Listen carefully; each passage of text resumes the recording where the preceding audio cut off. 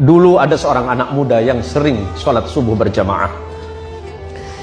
Anak muda ini setiap subuh berangkat ke masjid.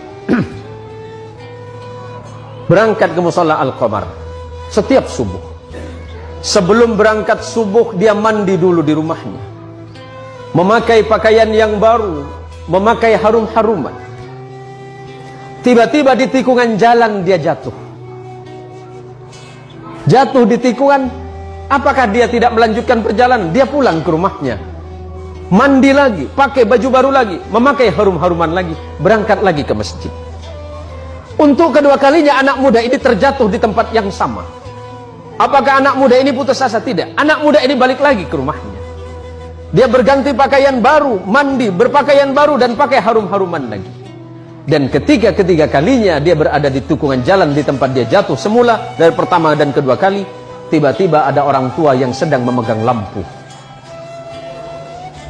Orang tua ini bertanya kepada anak muda ini, "Wahai anak muda, kamu mau kemana?"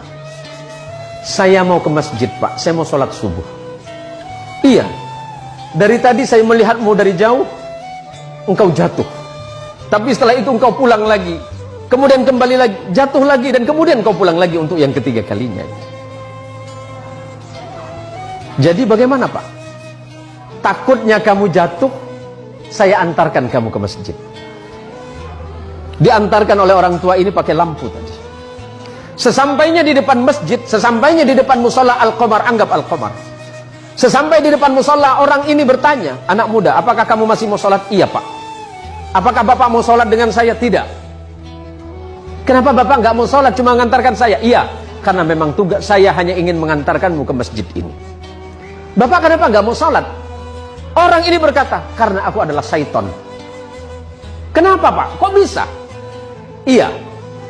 Hei anak muda, kamu tahu tidak yang menjatuhkanmu 1 kali dan 2 kali itu siapa? Itu saya." "Bapak siapa?" "Saya setan."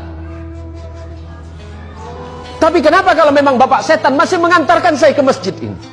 Apa jawaban setan? "Nak muda, ketika engkau tadi berangkat dari rumahmu dan aku jatuhkan di tikungan itu dengan harapan agar engkau tidak datang ke masjid, agar engkau tidak sholat berjamaah.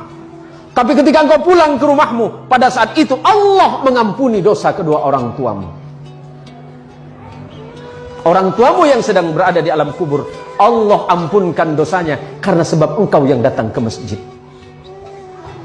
Yang kedua kalinya, ketika aku jatuhkan dengan harapan agar engkau tidak ke masjid, pada saat itu engkau kembali lagi, dan pada saat kembali itulah Allah mengampuni tetanggamu yang sedang tertidur pulas dalam keadaan tidak sholat."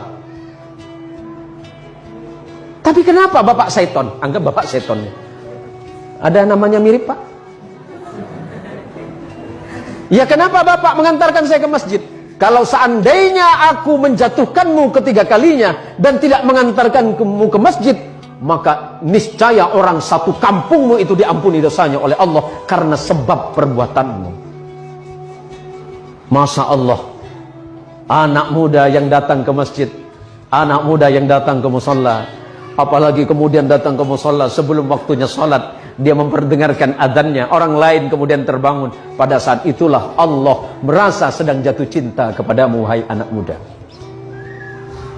Kalau Allah sedang jatuh cinta kepadamu, anak muda, apapun yang kau minta, Allah merasa malu jika tidak mengabulkannya.